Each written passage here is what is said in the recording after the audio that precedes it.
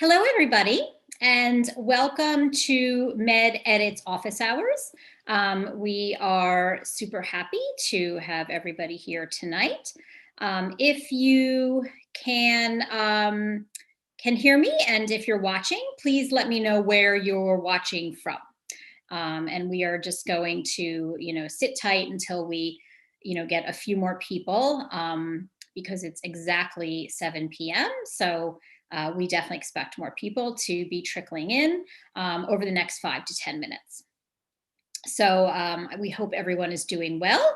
It certainly is an exciting time in the world of medical school admissions, in the world of residency admissions. A lot is going on this week, last week. All of the 3 major medical school application systems are open. So everyone is, eager and gearing up to apply this year to medical school. So that's really terrific. We are definitely seeing a lot of students who are coming to us who are reapplicants who applied last year. And as everybody knows, last year there was a huge surge in the number of medical school applications that were submitted. As I think I've mentioned before, we at MedEdits do not feel this really had anything to do with Dr. Fauci. It probably had something to do, however, with the pandemic, in that many people who had planned on applying to medical school this year, when their plans were canceled, instead they applied last year because they didn't have, so much going on and many of their plans were canceled. So we think that probably those numbers were, superficially bumped last year. And we do expect that a lot of those students who were not accepted last year, maybe because their applications weren't strong enough, will be applying this year. And we are certainly seeing a lot of reapplicants coming our way who maybe are on wait lists and are wondering if those wait lists are going to move, and they are getting ready to reapply this year. So if you happen to be in that boat of being on a wait list, wondering if that wait list is going to move, or maybe not getting any interviews last year, or getting interviews that only converted to rejections, this would definitely be the time to get in touch with us, because it is not too late to apply. So just to introduce myself to everybody, I am Dr. Jessica Friedman. I am the founder and president of MedEdits Medical Admissions. We are the nation's leading medical school admissions organization. And we have been helping students formerly through MedEdits, for 13, 14 years. I've honestly lost track at this point. My career in medical education, in medicine, and in admissions, started, when I myself was a medical student and a resident, so a very long time ago. And one of the things that definitely sets MedEdits apart is that all of my faculty have served on medical school and residency admissions committees. So we actually only have one medical student on our team, and that is because he is truly exceptional and a standout. And he's been working with me, and I've been mentoring him for several years. So he really knows what's going on. And he's at the top medical school in the country. But otherwise, all of my faculty, have served on medical school admissions committees, either as medical students themselves or at the faculty level, either working clinically as physicians or working as deans and directors of medical schools. So we are definitely the most academically inclined organization that guides medical students. And I am a physician first, and I always will be, and an educator first. And those are the ideals upon which I founded MedEdits, and the ideals upon which we govern MedEdits. So, and we work very collaboratively, very much in the way physicians and residents and medical students and, deans and, all administrators at medical institutions work. So when you work with us, you definitely are kind of getting a taste of what it's like to work in medicine. And so, our students learn lifelong skills when they work with us. They don't only get into medical school and residency. This week, we have definitely gotten some great news from some of our applicants. Some people who are on wait lists at schools that maybe are higher on their list, or places they'd rather go than the schools where they've already been accepted.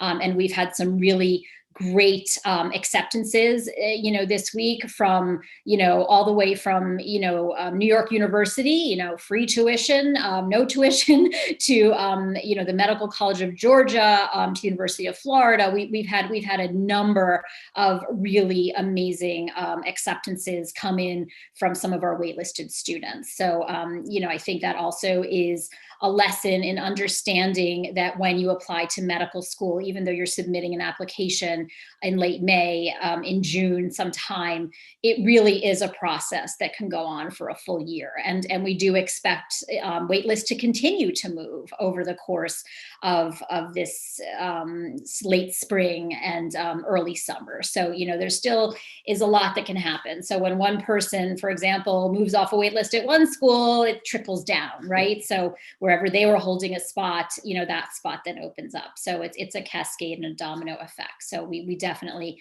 expect to continue to hear from our students about waitlists that they're on, that they're trying to get off of. So I'm going to open up the floor to questions.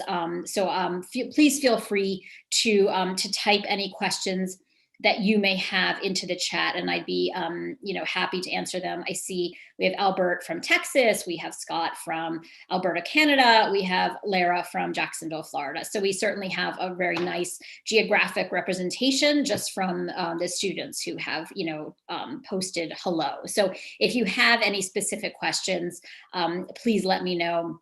And please type those in. Some questions that we are getting right now, one of the big questions is, am I late? Is it too late to be getting started on my medical school application? And the answer to that is certainly no. Even though the AACOMAS, AMCAS, TMD, SAS are all open at this point, you are still super duper early in the process. The vast majority of students apply to medical school in July. That is when AMCAS gets the bulk of their application submissions. Does that mean that we advocate applying in July? No. But does it mean that if you apply in June, you are a late applicant? Absolutely not. So we spend a lot of time around this time of year over the next month, kind of reassuring people, look, if you can't submit on May 27th, that is okay. All right. May 27th is only 2 weeks away. So the worst thing that you can do is rush an application, right? Because the application essentially becomes your ticket to actually get into medical school, right? It's the written document that is going to convince a medical school admissions committee to give you an interview. So the worst thing that you can do is rush that work, because then you are compromising your success. So please don't do that. Take the time to put together a quality application, a quality personal statement, application entries, and that will ultimately get you better results than trying to rush something that's substandard and that you've put together in a hurry that isn't going to impress anybody potentially. So just, be super careful in terms of, submitting too quickly, rushing things, and getting too anxious. So we definitely spend a lot of time trying to calm our students down at this time, to help them understand that it's super early in the process. We haven't even gotten started yet. So let's start and answer some questions that have been posted. So I graduated with my bachelor's degree in biology this spring. I haven't taken the MCAT yet. Should I apply for the MCAT already or wait until after I take the MCAT? When is the best time to take it? So Lara, this is a great question, and one that we certainly get from a lot of students. So you are not alone in wondering when the best timing is to take your MCAT. So the answer really is, well, it depends on how prepared you are to take the MCAT. If you literally have not started studying, you haven't started thinking about it yet, and we're talking about, a minimum preparation time for most students of 3 months, okay, May, June, that puts you in August in terms of the earliest date that you are potentially taking the MCAT. So that is definitely late for this cycle. So we would not recommend this cycle taking the MCAT in August and then applying. Okay, the only students that we have worked with successfully who have done this have been absolutely stellar applicants across the board in every way. And they can they have a very likely, they have an extremely high likelihood of getting an extremely high score on the MCAT. So we're talking like above a 520. So, you know, if you're in that kind of super duper exceptional category, you can potentially get away with applying in August. But for the vast majority of our students, you know, we would advise them to wait until next year, simply because you're going to get much better results, not only because you're going to be submitting early. I apologize for my cat in the background. You know, not only because you are going to be submitting early, but also because you're not going to be, again, as rushed and as stressed. So it'll give you the time to be able to really focus on your MCAT, then to focus on your application, right? That one of the biggest mistakes that we definitely see is when students try to rush things. It just tends to result in poorer outcomes overall. What are your thoughts of nurses, and how are they viewed in the eyes of admissions committees? I just graduated as a nurse, but going through the MCAT process, and I'll apply next year. Albert, this is a great question. Nurses are viewed in the same way that everyone else is reviewed, right? You are reviewed holistically. Everyone, you are going to be, all of your experiences will be evaluated for what they are. So being a nurse is one of the only ways to really get direct clinical exposure before going to medical school. So I think that job alone would be viewed positively, right? Medical school admissions committees are definitely going to want to know, well, why are you leaving the nursing profession? Why did you enter the nursing profession in the first place? And then after being in that profession, what then kind of led you to say, you know what, I want to be a doctor, right? So that will be the question that they will have as they are reviewing your application. So that would be sort of something that you would want to kind of answer for them when you write your personal statement, right? Because in the medical school admissions process, you have to sort of anticipate what are people's questions going to be when they're reviewing your application. So to me, that would be a very likely question that someone would have about your candidacy. So you kind of want to offer that information before it's even actually asked of you, let's say on an interview, okay? Also keep in mind, Albert, that even if you have tremendous clinical experience, which obviously you do if you've been through nursing school, medical school admissions committees are still going to expect you to have community service, to have research, and to have all of these other experiences that they would expect from all of their applicants, okay? So just kind of keep that in mind. Eliza asked, do activities done after summer of high school count? It depends on what the activity is, Eliza. Usually, if you're talking about an activity that happened before the freshman year of college, the way that works is that is considered sort of part of the freshman year of college in terms of the experience. So the way colleges work is they work forward. So for example, something you did in 11th grade would be considered part of your 12th grade year, and the same way something you did after 12th grade would be considered part of your freshman year of college. So yes, those activities are definitely reportable on the MCAS application. And if we were to work with you, we would want to evaluate, well, what was that experience that happened after your senior year of high school? And is it something that was worthwhile to you? And is it worthwhile to include that on your application? Or do you have other more valuable experiences that might take the place of that spot on your MCAS application? So, oftentimes as students move through their educations, the things that they did earlier on kind of fall off in terms of, the degree of importance. Now, let's say that what you did, if you did it after your senior year of high school, was something you continued throughout college. Then, and maybe you gained a leadership role or something like that, or you made some significant impact through that experience, then that would be likely something that would, we would include, on the application. Okay, hold on.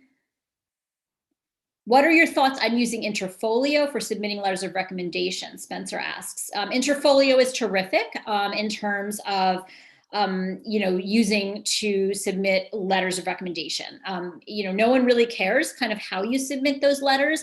Oftentimes Interfolio is used because students are collecting letters before they're applying to medical school. So they're applying, let's say if you're applying in June of 2021, you're starting to have your letter writers write their letters in January, right? And if you're not at a college that, or an institution that collects those letters for you, then you sort of need a place to put those letters. And that's where Interfolio comes into play. It becomes a very convenient way for people to write their letters and for them to be held for you. If let's say you're asking for all of your letters once MCAS opens, then you can use, the MCAS portal to submit those letters. But MCAS doesn't really care how you get the letters of recommendation to them. TMDSAS doesn't care, AACOMAS. All they care is that they receive your letters. But certainly Interfolio is definitely, a very useful tool for a lot of students. Okay, I was wondering what you can suggest for hours spent in each category. There's so much different information out there. Lindsay, I know there is so much information out there.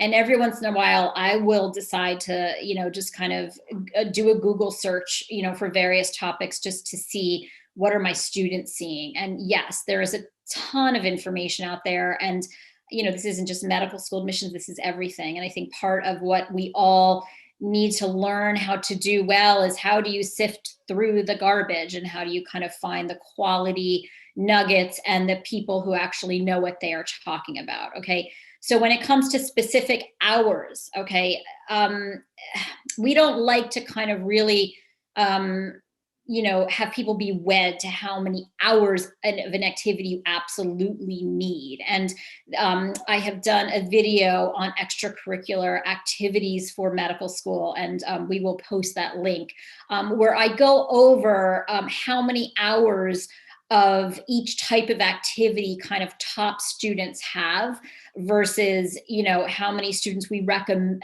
how many hours we recommend you have. So sort of how many hours are sufficient and how many hours, kind of put you in that exceptional category.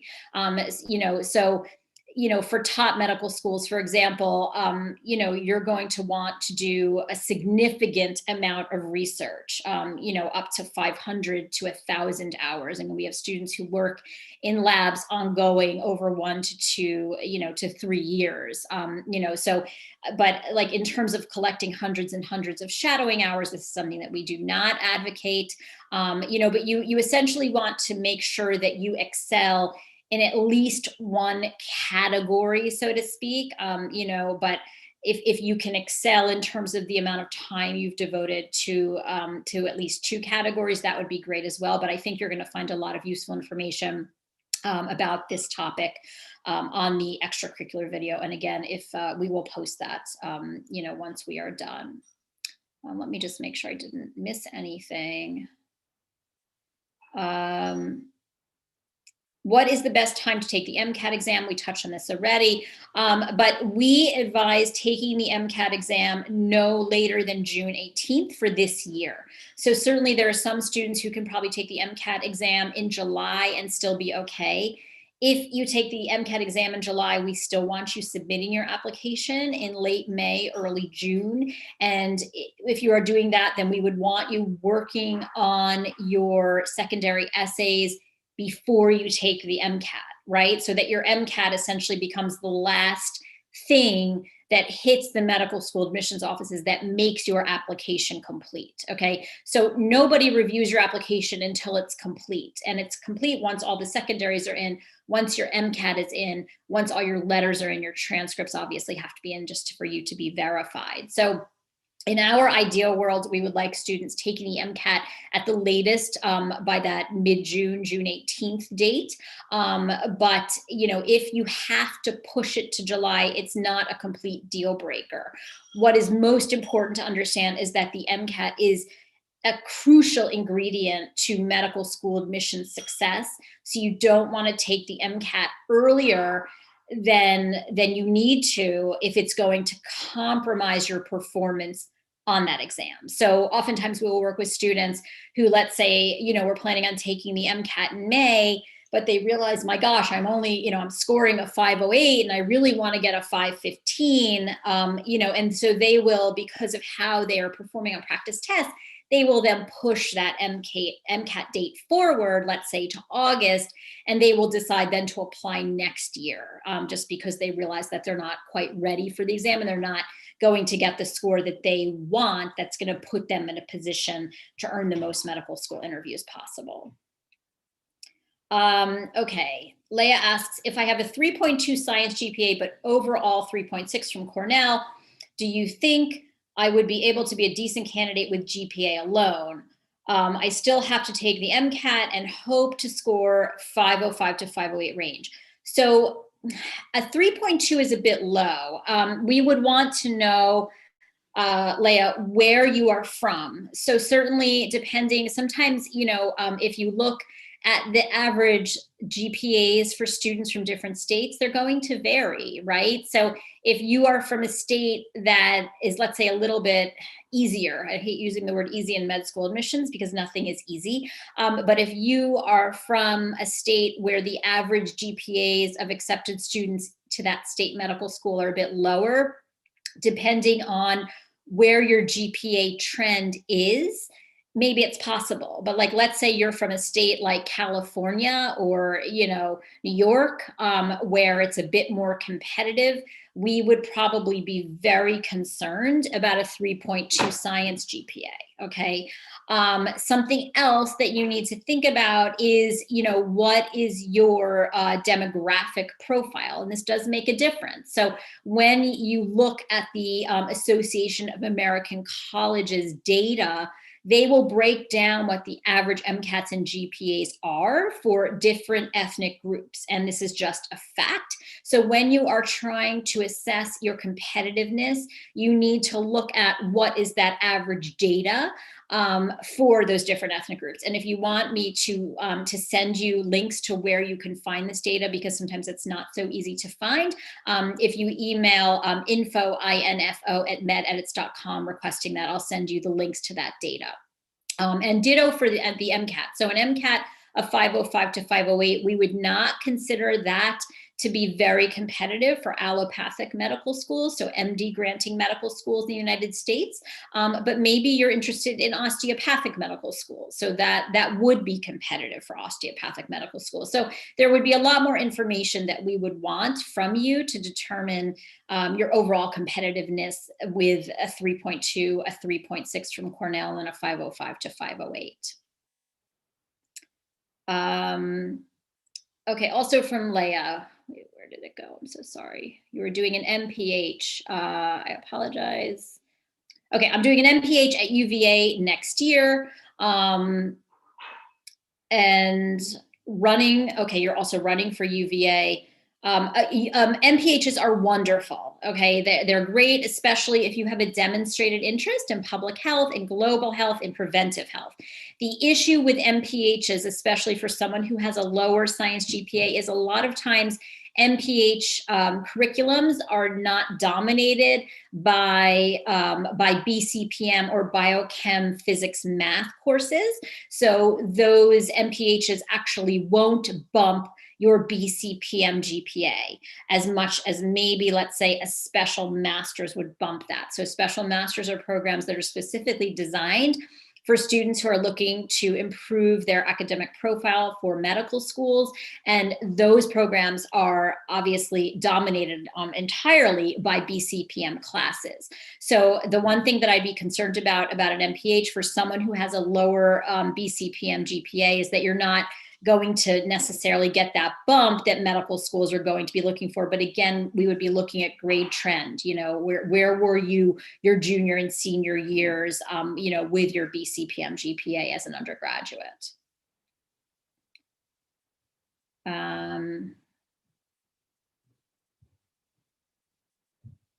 let me.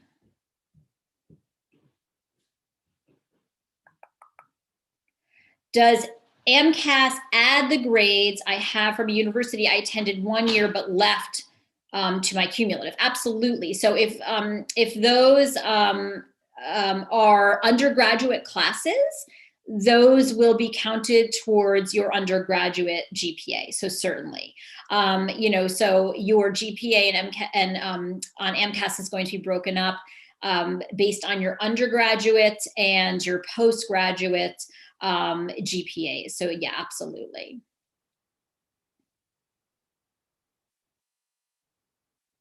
If I want to retake the MCAT, but mark that I'm not taking the MCAT to process applications faster, is that okay? AMCAS is the MCAT communicates with AMCAS. So if you have registered for a future MCAT date, that's going to be on your application. So, but your application will still process, with AMCAS, even if you have a pending MCAT score. So even if you have a future MCAT date, your application is still going to be processed and verified, but the medical schools will still be waiting for that MCAT date. But it will indicate if you have a future MCAT date. I wanted to take the MCAT September, and I'm fine with my old score, as I got allopathic school interviews with it. Oh, well, that's really excellent. So if you got a 509 and you got interviews, but you're retaking it September, my only fear would be, again, that schools would know that you're scheduled to take that September MCAT, so they wouldn't review your application until that September MCAT date was in. So some schools might still review your application with the 509 because they'll say, oh, well, this is still, within kind of, our, profile for students that we're willing to interview, but others may not. So what I would probably do in that case is I would, spot check a few medical schools that are really interested in to you, and I would call them to ask that very question. So when you have a specific question about, something, like let's say you have a specific medical school that really interests you the most, don't be afraid to call the office to ask a very sort of targeted question. Let me see. Okay, so this is actually a good question. So if you go to, let's say, a more prestigious college where there is grade deflation or where it's very competitive and it's tough to get a GPA, is that GPA going, are you sort of going to be given a break, right? Because you've gone to a really competitive college where it's not so easy to get a 4.0. And there isn't sort of like a concrete answer to this. The medical schools know which undergraduate colleges are rigorous. Okay. So when they look at a GPA, they are going to look and they're going to say, oh, well, this student went to, super duper hard university, and they're going to sort of give you extra points, so to speak, because you went to that university. The concern is that most medical schools still have absolute cutoffs. So even if you went to a certain university that was very, very difficult, but you don't meet a medical school's minimum cutoff, you still potentially are not making it kind of through the front door to that medical school. So that is kind of the only concern. And this is also why the MCAT becomes so important, right? So like a 4.0 from every college is not equal, right? It's easy to earn a 4.0 from, let's say, this college, but it's impossible to earn a 4.0 from this college. And that's why the MCAT equalizes things. It's the only way for schools really to compare apples to apples. Now, if you go to a very well-known university college where, that has taken many, many students from your school, the medical schools are going to know that undergraduate college, and they're going to understand what the general rigor is at that school, and so that familiarity will often kind of benefit you. If, let's say, you don't have a 3.9, they're going to know, oh, well, most students that we see from this school usually have like a 3.7, and they also look at what your major was, and they look at the rigor of your courses. So all of these things are kind of taken into play when your application is evaluated.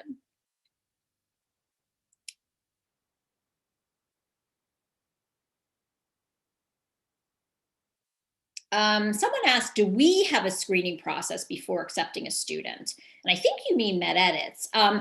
We don't have a screening process, but what we do is we are very honest with our applicants. So if a student comes to us and we don't think that they are going to be successful in whatever kind of their goal is, we're going to be very honest with them. So, if someone says, look, I want to go to this medical school that has an average MCAT of 523 and a 3.9 GPA, and that student has a 509 and a 3.5 GPA, we're going to tell them, well, with the current profile, this school is probably not within reach, but if you wanted to get there, this is what you would have to do. So we will give students ideas of, well, maybe with your current profile, that's not really attainable for you right now, but this is what you would have to do to make that attainable, right? But we don't screen. We will evaluate every student, but at the same time, we're also going to be honest. And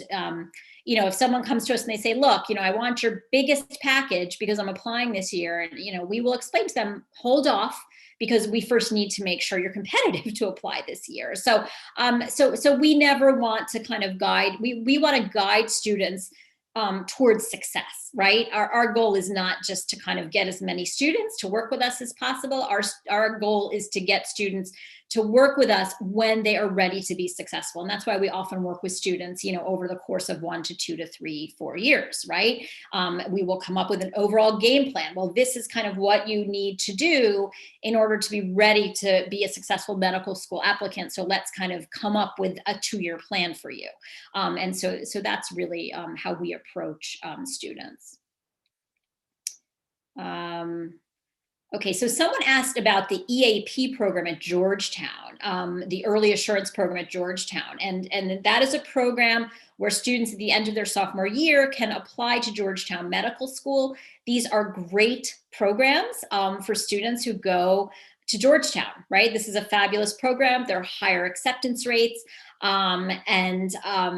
If you are interested in, going to medical school and you get into Georgetown as an undergraduate, this is certainly an exceptional opportunity. And essentially what you have to do is you have to make sure that you are a competitive medical school applicant at the end of your sophomore year of college, right? So that means you need to have shadowing, research, community service, and you also need to have demonstrated an interest in medicine during high school, right? So you're starting earlier, therefore you have to have that demonstrated interest and that evidence for your interest earlier on in your education. I'm a freshman and it's been difficult to be fully online this semester. We get that. It's been really hard for everybody. Can I take pass fail for an intro bio class, which my college allows? If your school allows you to get a grade and they're not making you go pass fail, there are some colleges that insisted all their students be pass fail for everything, but assuming your school is allowing you to earn a grade, we would advise you to go for the grade in that class, even if you are taking advanced bio classes. So if your college allowed you to earn grades, even though you're online, we would ideally want you to be earning a grade.